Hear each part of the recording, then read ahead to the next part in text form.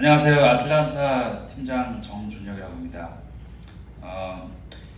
김상원 목사님은 저에게 준혁 팀장이 갈 수 있으면 올해에도 아틀란타를 갈 것이고 안 되면 다른 선교지를 가야 한다라고 하셨습니다.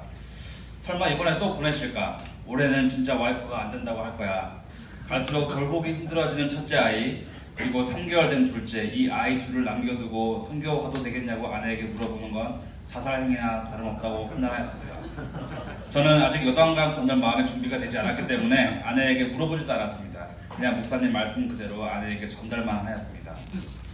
기대하지도 않았고 아내가 혼자서 둘을 보는 것이 도저히 불가능해서 올해에는 힘들 것 같습니다 라고 목사님께 말씀드리려고 하고 있었는데 며칠 후 아내는 제게 다녀와 하나님이 날 도와주실 거야 라고 하는 것이었습니다.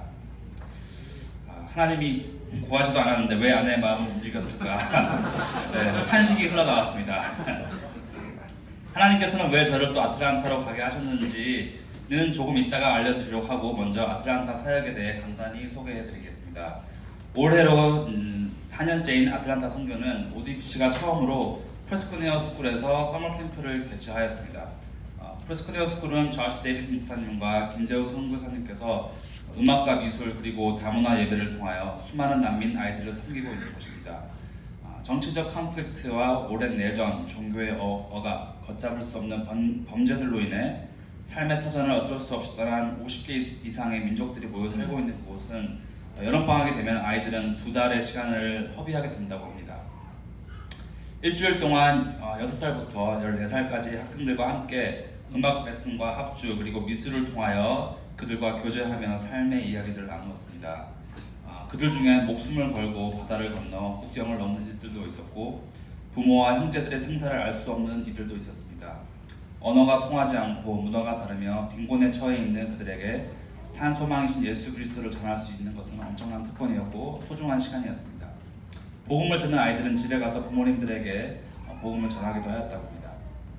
첫 번째 연도에는 ODPC와 프레스코니아가 약 60명의 아이들과 함께 캠프를 하였습니다. 그때 첫 해 캠프를 참가했던 하리알드 남매와 그들의 사촌인 미턴 남매에 대해 소개해드리고 싶습니다. 하리알드와 미턴은 처음 만났을 때 그들은 10살이었고 말을 듣지 않는 반항하는 남자아이들이었습니다. 무슬림 가정에서 태어나 그리스도의 복음에 대해 관심이 있었고 결국 그 아버지의 반대로 캠프를 끝까지 참석하지 못하였습니다. 두 번째 연도에는 다행히 그 4명의 남매들이 캠프에 다시 참석하였습니다. 세 번째 연도에는 하리아드의 아버지께서 갑작스레 저희 캠프가 있기 한 주 전에 돌아가셨습니다. 놀라웠던 일은 장례식을 준비하고 치르는 동안 그 남매를 조시 데이비스 목사님께 맡아달라고 어머니께서 부탁하셨고 조시 목사님께서 남매와 함께 지내며 저희 캠프에도 계속 참석을 하게 되었습니다. 그 캠프 때 하리아드는 저에게 개인 기타 레슨을 신청하였고 레슨을 하고 있던 중 제가 좋아하는 기타리스트가 누군지 물었습니다. 유튜브로 검색했더니 그 기타리스트가 친 Amazing Grace가 제일 위에 올라왔고 그 노래를 들려주었습니다. 그 영상이 끝난 후에 왜 Amazing Grace인지 예수 그리스도의 십자가의 은혜와 하나님께서 우리의 영원한 아버지 되심에 대해 전해주었습니다. 그리고 그 형제는 예수 그리스도를 주로 고백하였습니다.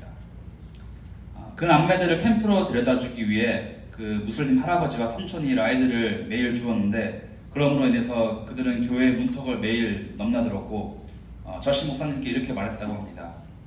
이곳에만 오면 사랑이 온 거리에 느껴집니다. 왜 세상은 이렇게 서로 사랑할 수는 없는 걸까요?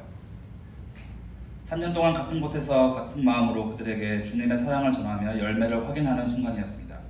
이외에도 아이들과 소그룹 성경 공부를 통해 복음에 대해 하나님에 대해 나누었고 아이들에게 주님의 사랑이 전해지고 있음을 팀 모두가 느낄 수 있었습니다. 이제 본론으로 들어가 왜 하나님께서 저를 올해 또 아틀란타로 보내셨는지 나눠드리겠습니다. 준혁 팀장이 가야지만 아틀란타를 갈 수 있다라는 김상원 목사님의 말씀은 저에게 2가지 영향을 미쳤습니다. 첫째는 부담감이었고 두 번째는 교만감이었습니다. 내가 가야지만 지난 몇 년간의 수고와 노력을 인정받는구나. 하나님께서는 이런 저의 불손한 마음을 아시고 저를 치셨습니다. 아틀란타 도착하는 날부터 아프기 시작했는데 제가 처음 느껴보는 고통이었습니다. 빨리 걷거나 움직이거나 큰 소리를 내면은 내장이 흔들리고 바늘에 찔리는 듯한 고통이었습니다. 팀장으로서의 일들을 감당하기 어려웠습니다. 저희 팀이 함께 묵상했던 말씀 중에 하나님께서 이스라엘 백성을 구하기 위해 모세를 광야에서 부르셨지만 모세가 두려워 계속 거절하는 말씀을 묵상했는데요. 말씀을 자세히 살펴보면 하나님께서는 모세 네가 해야 한다가 아닌 내가 할 것이다 라고 하셨습니다. 그리고 저에게 이런 메시지를 주셨습니다. 준혁아, 너는 이번에 가만히 있어라. 그리고 잘 봐라 내가 어떻게 일하는지. 그 말씀을 붙잡고 먹고 있던 통증약도 그만 먹기로 결심하고 온전히 그 고통을 받아들였습니다. 오해하지 말아주세요. 저는 고통을 즐기는 사람은 아닙니다. 저는 거의 모든 일들을 팀원들에게 위임하였습니다. 앞에 나서기를 좋아하고 모든 과정들을 알고 참견하고 그리고 끝까지 잘 맞춰야 하는 제 성격상 가만히 있다는 것은 어려운 일이었습니다.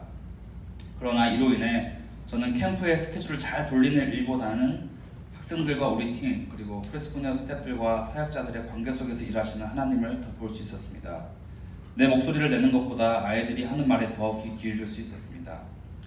겉으로 보이는 말 안 듣는 말썽투성이 아이들 속에 남모를 상처와 고통을 안고 있을 아이들의 마음을 더 들여다볼 수 있었습니다.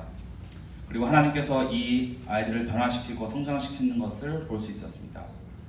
프레스코니아를 훈련시키시고 많은 동력자들을 붙여주는 것을 볼 수 있었습니다. 그리고 쓸모 없어지고 짐이 되어버린 팀장의 자리를 메꾸기 위해 우리 팀원들이 어떻게 서로 돕고 동역하는지 볼 수 있었습니다. 올해 캠프에 참석한 대부분의 아이들은 이제 하나님에 대해 그리고 복음에 대해 잘 알고 있었습니다. 지난 여러 해 동안 서머 캠프에 참석했던 복음을 몰랐던 학생들이 이제는 서머 캠프에 스태프들로 섬기고 있었고 헤리알드와 미터는 내년부터는 자기들도 학생이 아닌 스태프로 섬길 수 있다며 좋아하였습니다. 프레스코니아는 이제 7개의 타지역 교회 그리고 4개의 로컬 컨그리게이션과 함께 여름에 7주 동안 200명 정도의 난민 아이들을 섬기고 있습니다. 그리고 감사하게도 저희는 지난 4번의 여름을 통해 하나님께서 어떻게 이 미국 땅에서 나그네로 살아가는 난민 이웃들을 사랑하시고 깊은 마음이 있으신지 깨닫고 그들에게 역사하시는 것을 체험하고 확인할 수 있었습니다. 그 특권을 허락하신 하나님께 감사와 영광을 드립니다. 감사합니다.